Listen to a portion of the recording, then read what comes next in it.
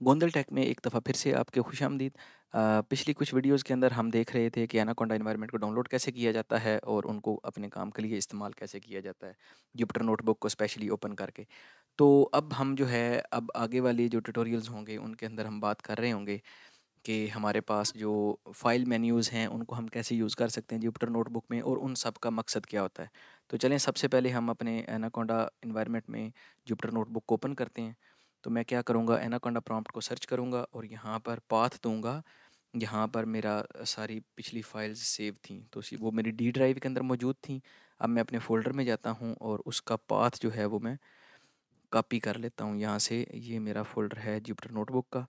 तो यहाँ से मैंने इसका पाथ जो है वो कॉपी किया और इसको मैं यहाँ पे cd स्पेस इस तरह करके पेस्ट करूँगा। ओके, अब मैं क्या करने वाला हूँ कि अब मैं जुपिटर नोटबुक को ओपन करने जा रहा हूँ। ठीक, तो ये हमारा जुपिटर नोटबुक जो है वो यहाँ से ओपन हो जाएगा। कुछ सेकंड्स लेगा ये और फिर ये आराम के साथ जो है वो ओपन हो जाएगा। तो यहाँ पे हम देख सकते हैं कि मुख्तलिफ़ तरह की IPNYB फाइल्स जो हैं वो ओपन हुई हुई हैं और एक फ़ाइल है जो कि जुपिटर नोटबुक प्ले लिस्ट की है और ये डॉट डॉक्स के साथ है। यहाँ से ये पता चलता है कि ये माइक्रोसॉफ्ट वर्ड की फ़ाइल है। तो अगर मैं अपने फ़ोल्डर में जाऊँ तो वहाँ पर भी मुझे ये 4 जुपिटर सोर्स फाइल्स मिलेंगी और एक मेरे पास माइक्रोसॉफ्ट वर्ड का डॉक्यूमेंट जो है वो मौजूद है। तो हमने सक्सेसफुली जो है इसको ओपन कर लिया। अब मैं क्या करूँगा कि मैं इन फाइल्स को यहाँ पे नहीं रखना चाहता, ठीक है? तो मैं सिंपली इन फाइल्स को यहाँ से सिलेक्ट करूँगा और मैं इनको डिलीट कर दूँगा। ओके, ये सारे की सारी जो हैं वो डिलीट हो गई। अब एक ये फ़ाइल है अनटाइटल्ड फ़ाइल। अब इसको हम ओपन कर लेते हैं और इसके अंदर देखते हैं कि कौन-कौन से हमारे पास मेन्यू ऑप्शंस मौजूद हैं और उनको हम कैसे यूज़ कर सकते हैं। तो ये मेरे पास अभी कुछ देर में ओपन हो जाएगी। ये जनाब हमारे पास जुपिटर नोटबुक ओपन हो चुकी है। अब यहाँ से आप देख सकते हैं कि मेरे पास कुछ जो लेआउट है कुछ ऐसा नज़र आता है जुपिटर नोटबुक का। इसके अंदर सेव का ऑप्शन है, सेल हम ऐड कर सकते हैं, सेल को कट कर सकते हैं। बेसिकली ये सारे सेल ऑपरेशन के रिलेटेड हैं। जब हम सेल के ऊपर मूव करेंगे तो वहाँ पे जाकर हम देख रहे होंगे कि इन सब का क्या मकसद है। ये मेन्यू आइटम्स हैं, इसमें फ़ाइल है, एडिट है, व्यू, इंसर्ट, सेल, कर्नल्स वगैरह।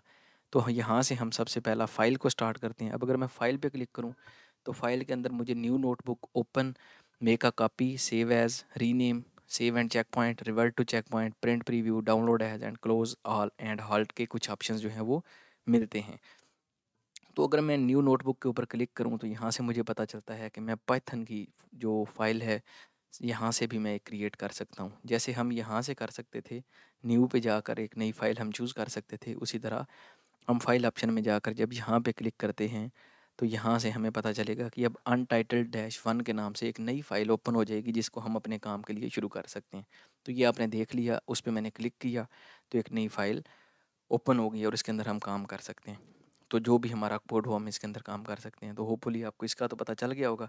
अगले ऑप्शन की तरफ अगर हम मूव करें तो वो है ओपन का। तो अगर ओपन वाले ऑप्शन में जाएँ तो ये क्या करेगा, जब हम ओपन के ऊपर क्लिक करते हैं तो ये हमें उसी अपने बेस फ़ोल्डर में लेके जाता है कि अगर आप कोई उस फ़ोल्डर में पड़ी हुई किसी और फ़ाइल को लोड करना चाहते हैं। नॉर्मली हम जब प्रोजेक्ट्स वगैरह कर रहे होते हैं तो उनके अंदर हमें मुख्तलिफ़ तरह की फ़ाइल्स ओपन करना पड़ती हैं। तो इनमें से मैं किसी भी फ़ाइल पे क्लिक करूँगा तो वो मेरी फ़ाइल जो है वो ओपन हो जाएगी। तो ये बड़ा सादा सा इसका ऑपरेशन है। फ़ाइल मेन्यू में जाएँ, ओपन पे क्लिक करें और ओपन पे क्लिक करके आप कोई भी किसी भी तरह की फ़ाइल, जैसे आप दूसरे सॉफ्टवेयर्स के अंदर काम करते हैं उसी तरह ही सेम ही, बहुत ही आसान है, बड़ा आसान है काम। Okay, make a copy. बाज़ औक़ात ऐसे होता है कि हम काम कर रहे होते हैं और उसके अंदर हमें मुख्तलिफ़ तरह के जो हैं वो फ़ाइल्स की कभी कॉपी रखना पड़ती है बैकअप के लिए। तो सिंपली जब मैं इसके ऊपर क्लिक करूँगा तो ये क्या करेगा, अनटाइटल्ड डैश कॉपी के नाम की एक फ़ाइल क्रिएट कर देगा और इससे मैं अपने कोड को बआसानी बैकअप कर सकता हूँ किसी भी जगह पे।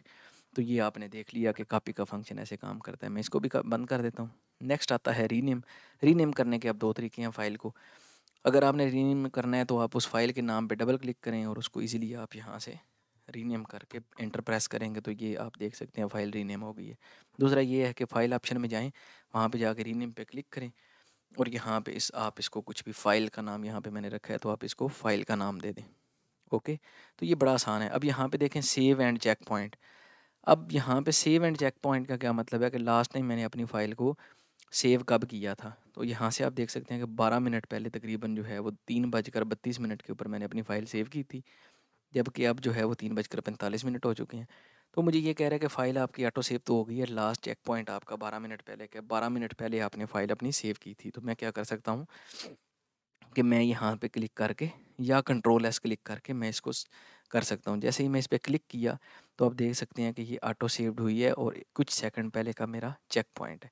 चेक पॉइंट मतलब अपडेटेड फाइल उस वक्त की है। अभी उसके बाद का ऑप्शन है रिवर्ट टू चेक बैक का। तो चेक पॉइंट को मैं रिवर्ट भी कर सकता हूँ। अब चूँकि मैंने कंट्रोल एस कर दिया था तो इस पर मैं क्लिक करूँगा तो ये लास्ट चेक पॉइंट जो मेरा 3:45 का 2 दफ़ा मैंने कर दिया था, तो ये मेरा लास्ट अपडेटेड यहाँ पर मौजूद है। तो आप ऐसे अपने प्रीवियस चेक पॉइंट पे जा सकते हैं। फिर प्रिंट प्रीव्यू है, बाज़ औक़ात हमने अपनी रिपोर्ट्स वगैरह बनानी होती हैं, तो उन रिपोर्ट्स के अंदर जो है वो हमें प्रिंट करना पड़ता है इसको। तो उस प्रिंट प्रीव्यू के लिए हम जब यहाँ पे क्लिक करते हैं तो इसका प्रिंट वर्जन हमारे पास सामने आ जाता है। इसके अलावा प्रिंट प्रीव्यू के लिए हमारी कमांड है कंट्रोल पी। तो जब हम कंट्रोल पी करते हैं तो हम अपनी इस फाइल को प्रिंट कर सकते हैं मुख्तलिफ तरीक़ों के साथ। यहाँ पे आप देख सकते हैं ये उसका लोकल होस्ट का नाम आ रहा है, ये टाइम आ रहा है, ये उस फाइल का नाम आ रहा है, ये फिर अंदर सेल्स हैं।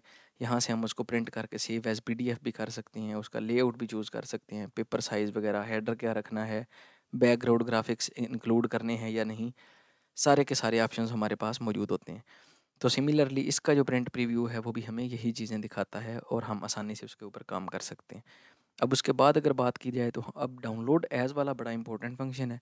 डाउनलोड एज़ वाले में हमारे पास एचटीएमएल है, लेटेक्स है, मार्कडाउन है, नोटबुक है, पीडीएफ है, रेस्ट एपीआई वाली फ़ाइल्स हैं, पाइथन फ़ाइल्स हैं।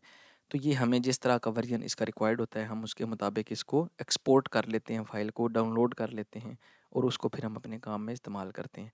तो इस तरह से हम जब आगे जाएँगे, जब हम देख रहे होंगे कि जुपिटर नोटबुक को आपने एज़ ए पीपीटी स्लाइड्स कैसे चलाना है, तो हम इसको यूज़ कर रहे होंगे। ऐसे ही अगर आप लेटेक्स के पे रिसर्च पेपर के अंदर आप इसको इंक्लूड करना चाहते हैं तो आप इसकी टेक्स्ट फ़ाइल जनरेट कर सकते हैं। इसके काफ़ी ज़्यादा काम होते हैं।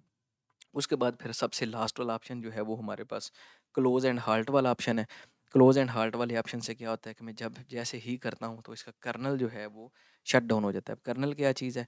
कर्नल के बारे में भी हम अपनी आने वाली वीडियो के अंदर बात करेंगे कि कर्नल क्या होता है। मैं जैसे इसको क्लिक करूँगा ये मुझे वापस उसी फ़ोल्डर में ले जाएगा जहाँ से हमने स्टार्ट किया था। तो ये मैंने क्लिक किया और यहाँ से आप देख सकते हैं कि हम वापस अपने बेस फ़ोल्डर के अंदर आ चुके हैं। अगली वीडियो के अंदर हम दूसरा जो ऑप्शन है मेन्यू का वो देख रहे होंगे कि वो क्या चीज़ है और उसके अंदर कैसे काम किया जाता है। तो उम्मीद है कि आपको ये पसंद आया होगा ट्यूटोरियल। अगर आपको ये ट्यूटोरियल पसंद आया है तो गोंदल टैप को सब्सक्राइब करें।